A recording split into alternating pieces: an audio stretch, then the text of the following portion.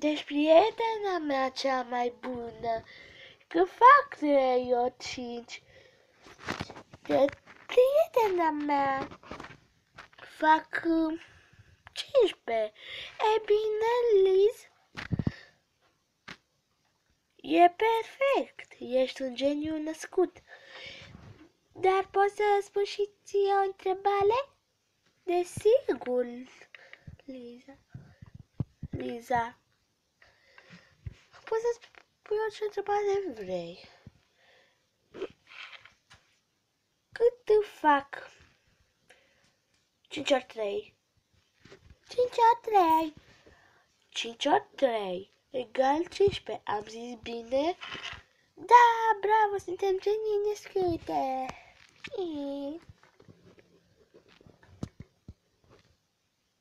Liz, poți să-mi zici și mie cât egal 2 ori 5? Desigur. Stai, nu.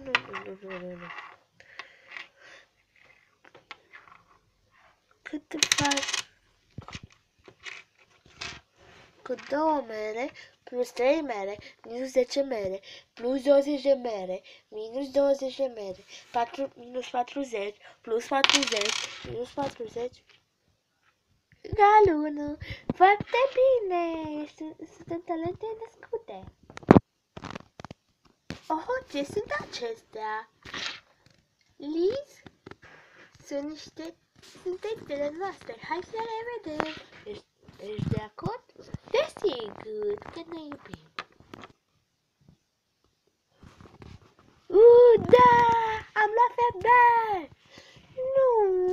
Am luat un feber minus. Ce?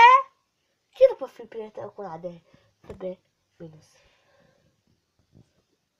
Cum am zis, Liz, nu pot fi cu o fată prietenă de feber.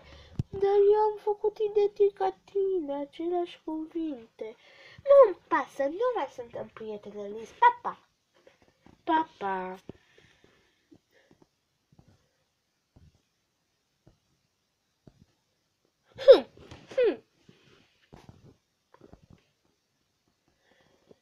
Tema voastră, zice doamna învățătoare, e să faceți în echipă de 2 un referat sau o prezentare.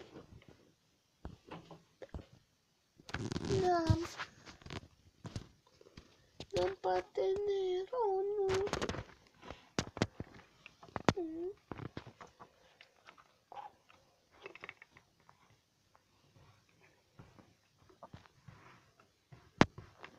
De fapt, nici eu nu am.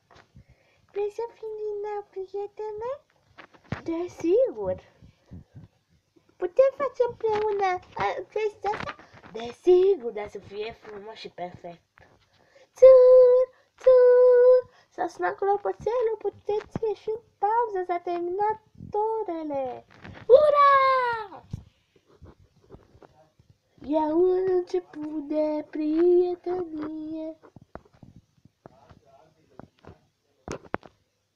Ne-am certat și nu ne-am simțit bine.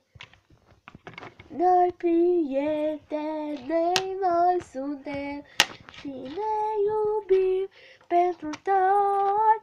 Suntem prietene. Te iubesc și eu pe tine la fel. Mulțumesc pentru compliment.